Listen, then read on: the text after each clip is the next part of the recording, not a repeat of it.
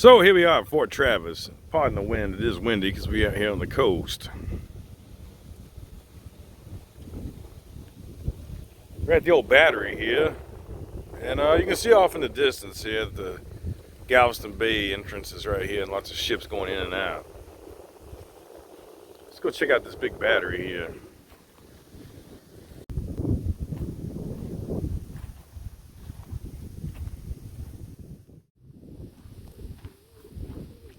So let's see what we can see from this bunker here.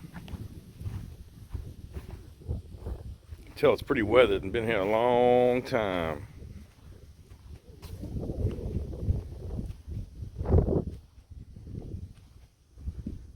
There's the officer's latrine, so if anybody needs to take a dump, good luck getting through that one.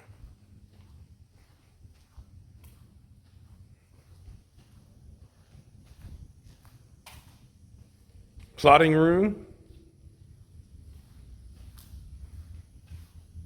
The size of these gates. Some thick steel.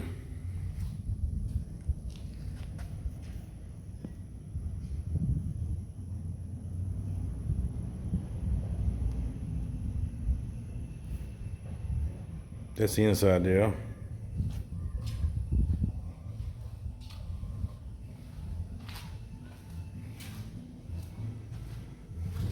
You can go up a little ways, but not all the way. I gotta gate it off here.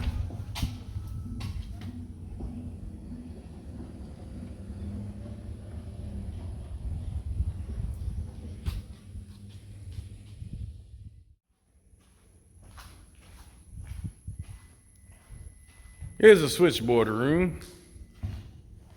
Chemical warfare service room. It's probably been used pretty recently.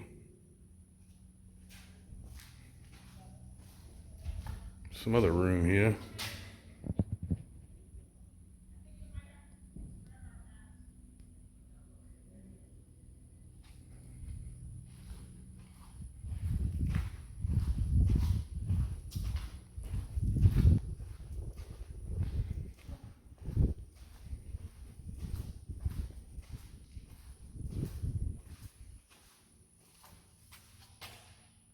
Back there, this is a powder storage room and a shell storage room. And I love the acoustics here. It makes me sound very boisterous. And here's the enlisted latrine. If you need to go take your piss or your dump.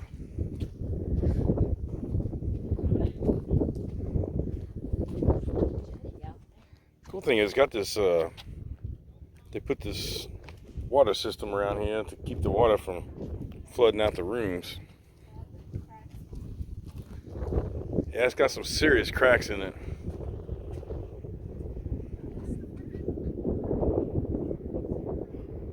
Don't know how much longer this will last without being patched up. Open to the air like that. I don't know, here's these massive anchors here, tie downs.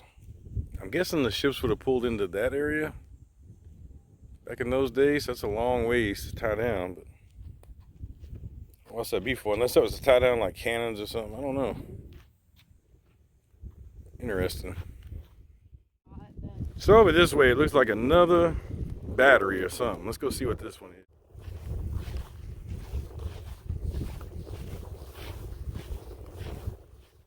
So I'm not sure what this was. Some kind of, maybe a holding cell for somebody or something. Gun turret.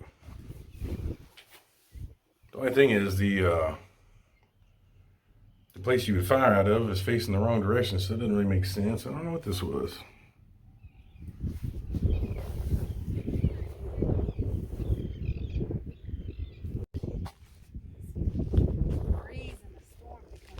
What do you think this was, Mrs. Shiv? Weird. Big, thick metal doors.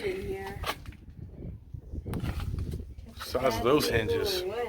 That's my hand, so about hand size.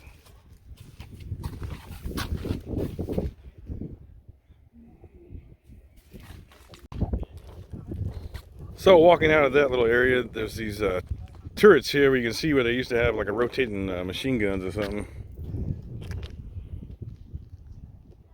I believe all this was put here during World War I or II. I had to research that, but protect the Galveston Harbor.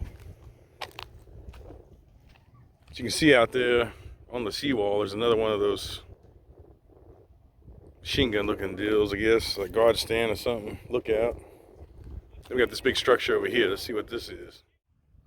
Yeah, and here on the backside, you can see another one of these. You can see the metal track in there where it would have had a gun mounted to it, would roll along that track so it could move around. And over there, you can see some foundations to buildings that once were probably barracks and things of that nature.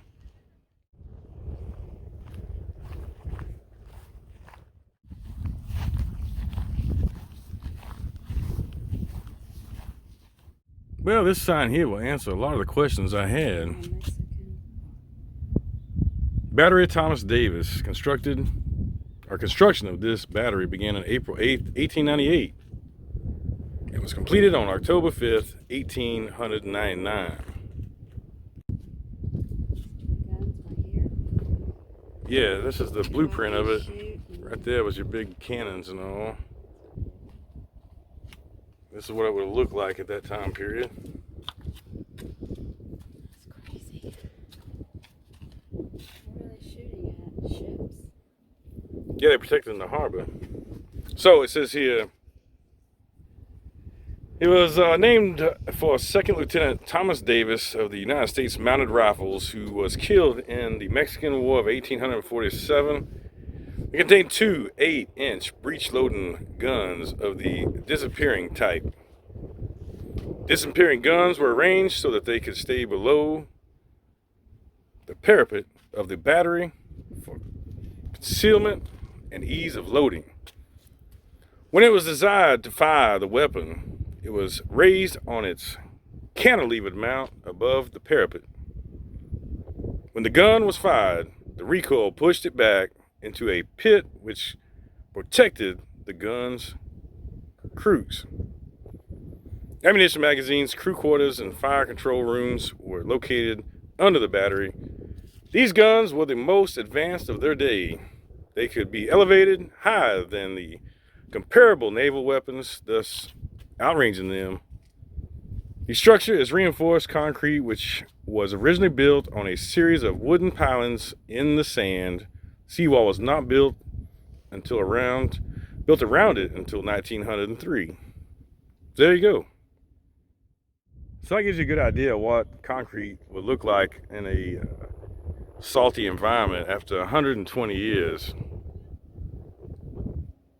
121 years, however. I'm not sure when this was decommissioned. Probably decommissioned and recommissioned during World War II and then decommissioned again. But yeah, sitting vacant like that for that many years, it just starts to crumble away. Even the toughest of materials, concrete and steel, crumble away over time. So over here you see some of the concrete bases here, the foundations of old buildings.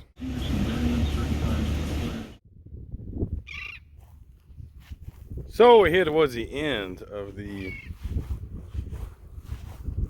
land here that separates Galveston to the Boulevard Peninsula. So you can see the ferry coming in there. So this is the harbor they were protecting. It's a very narrow entrance into this massive harbor, but that's it. Let's see what this little outbuilding is here.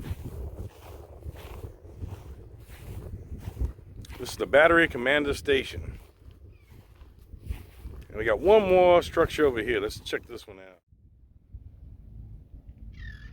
So there we go. There's the harbor. There's the entrance to it.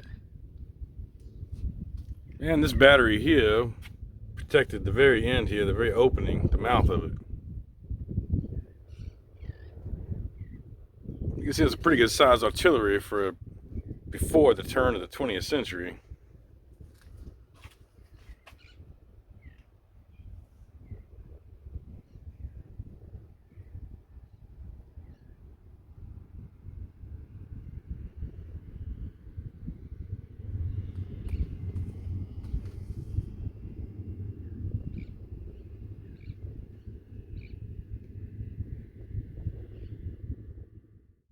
So as you can see here, it says that this battery here was damaged during the 1900 storm. It was not regarrisoned until 1911, 11 years later.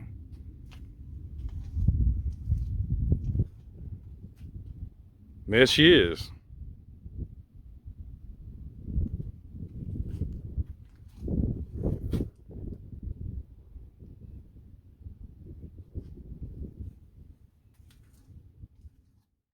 Well, I want to thank you guys for joining me today.